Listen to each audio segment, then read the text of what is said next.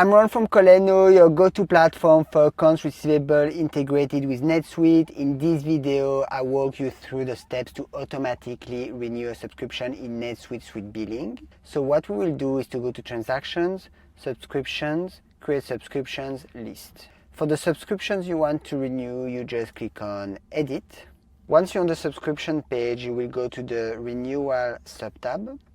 And then you can choose different things. So first we will choose the default renewal term. You select a term for the renewal subscription. You have default renewal method. So the default renewal method here you can see, for example, extend subscription or create new subscription. If you use extend existing subscription, for the rest of the video you will go immediately to when I explain automatic renewals. So I'll say here, create new subscriptions. From the default subscription plan list, you can select a default subscription plan for the renewal subscription, the price book that will be applied to that subscription renewal, as well as the transaction type. So you see, do not create sales transactions, estimate, opportunity, or sales order. If you find this tutorial helpful, make sure to subscribe to this channel. When the uplift pricing feature is activated in the renewal subtab of subscription plan or subscription, you can specify the default percentage uplift to be applied to renewal subscription lines from the original subscription.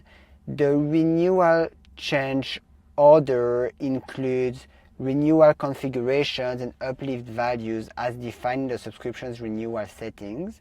The lines shown in the uplift table are determined by the renewal configuration. So now I go to the step you would have gone immediately if you had selected extend existing subscriptions, is to configure the automatic renewals. So you select the automatically initiate renewal process checkbox. You enter the desired number of days in the before subscription end date field. It is recommended to renew no later than 30 days before the end date, but remember that the number entered should reflect your organization's preference, indicating how many days before the subscription ends you want to reach out to the customer. For instance, you may want to contact the customer to renegotiate subscription terms. Once you're happy with it, you will click on Save and on the like button under this video, and I will see you in the next one.